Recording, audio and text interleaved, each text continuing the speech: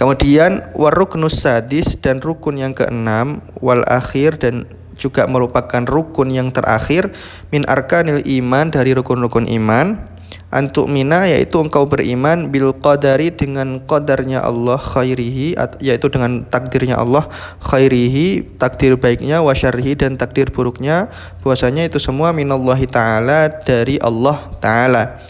Ay yakni anna khairahu, bahwasanya baiknya takdir, wa syarrahu, dan buruknya takdir, innama huwa, hal itu semua adalah min takdirillahi ta'ala, dari takdirnya Allah subhanahu wa ta'ala. Fama'nal iman, maka makna iman bil qadari, dengan qadar, yaitu dengan takdirnya Allah, an ya'taqida, bahwasanya seseorang tersebut itu meyakini, bi annahu subhanahu wa ta'ala, bahwasanya Allah subhanahu wa ta'ala qaddaral umura kullaha, itu telah mentakdirkan segala sesuatunya, fala yahdutsu haditsun, maka tidaklah terjadi hadithun, yaitu suatu perkara, fi jami'il kainati, di seluruh hal yang ada ini, hal yang wujud di seluruh alam semesta, illa bi qudratihi, kecuali dengan qudrahnya Allah, dengan kekuasaan Allah, wa masyiatih, dan kehendak Allah. Famasya Allah, maka apa yang Allah kehendaki kan, maka akan terjadi. Wa ma lam yasha, dan apa yang tidak dikehendaki, lam yakun, tidak akan terjadi.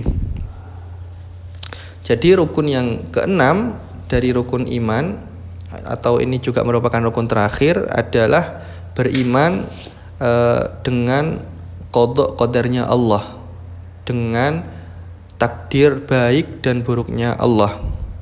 Maksudnya ada apa? Bahwasanya kita meyakini segala takdir baik dan buruknya kita, segala apa yang menjadi nasib kita, itu semua sudah ditentukan oleh Allah subhanahu wa ta'ala. Baik yang takdir buruk, baik yang takdir baik, itu semua sudah merupakan kekuasaan dan kehendak Allah subhanahu wa ta'ala.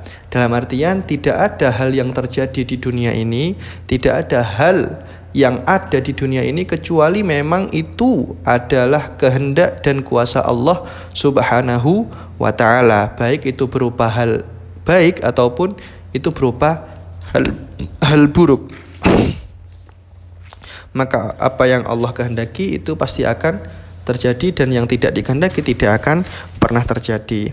Qala al-Imamul Fashni, Imam Al-Fashni berkata, wa ma'nal iman, dan makna iman bihi, dengan qadar, anta taqida, yaitu engkau meyakini annallaha ta'ala, bahwasanya Allah ta'ala qaddaral khaira, itu telah mentakdirkan kebaikan, wa syarra, dan keburukan, qabla khalqil khalq, sebelum menciptakan makhluk, wa anna jami'al kainat, dan bahwasanya seluruh alam semesta ini bi qadaillah, itu dengan qadanya Allah, ketentuan Allah, wa qadarihi, dan kekuasaannya Allah, wa huwa muridun laha, dan Allah adalah muridun, zat yang menginginkan, laha, terhadap hal tersebut,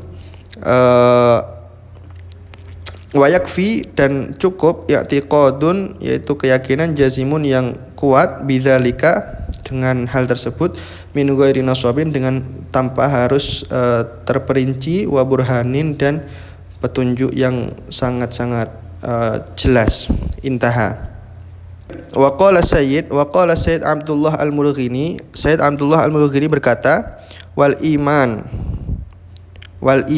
bil qadar, adapun iman bil qadar, dengan qadar, huwa, yaitu at-tasdiq, membenarkan, bi anna makan, bahwasanya apa yang telah ada, wa ma yakun, dan apa yang akan ada, bi taqdiri man yaqul, itu adalah semua takdirnya zat yang mengatakan li syai', terhadap sesuatu, kun fayakun, yaitu dengan mengatakan kun fayakun, adalah maka ada, khairon aw syarron, baik itu perkara baik ataupun perkara buruk, naf'an aw dharron, atau perkara yang bermanfaat atau yang membahayakan, hulwan aw murron, baik itu manis ataupun pahit. Intaha.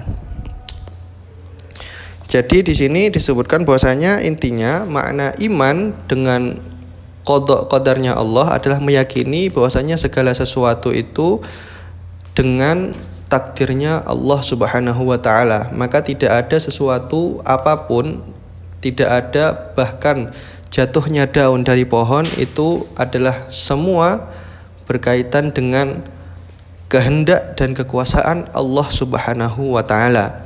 Maka tidak ada hal yang terjadi di alam semesta ini yang luput dari kuasa atau dari kehendak Allah Subhanahu wa taala. Kemudian wa kadza yajibu al-imanu bil qada, begitu juga wajib al-imanu beriman bil qada'i dengan qada. Wa huwa adapun qada lughatan secara bahasa al-hukum itu adalah hukum, wa syar'an dan secara syariat i'tiqadu annahu yaitu keyakinan bahwasanya Allah Subhanahu wa taala hakama itu memberi hukum qabla ay yakhluqal khalqa sebelum menciptakan makhluk bima sayahdutsu bima dengan apa sayahdutsu yang akan terjadi fil alam di dalam alam semesta min ibtidain mulai dari awal ilantiha hingga akhir min khairin baik dari perkara baik wa syarrin dan perkara buruk wa ghairiha dan selainnya itu semua minal umuri dari perkara-perkara allati yang terjadi fil wujud di dalam alam semesta ini.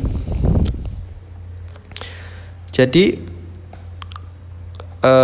selain kita beriman dengan qadar itu kita beriman dengan qada. Lah sebenarnya apa sih perbedaan qada qadar? Qada qadar itu ada perbedaan. Kalau Al-Asy'ariyah atau pengikutnya Abul Hasan Al-Asy'ari itu memaknai bahwasanya qada dahulu baru qadar. Qada itu adalah ketentuan Allah yang sudah Allah tuliskan di Lauhul Mahfuz. Terus kemudian qadar itu adalah penunaian takdir yang sudah ditentukan tadi, penunaian qada yang sudah ditentukan di Lauhul Mahfuz tadi.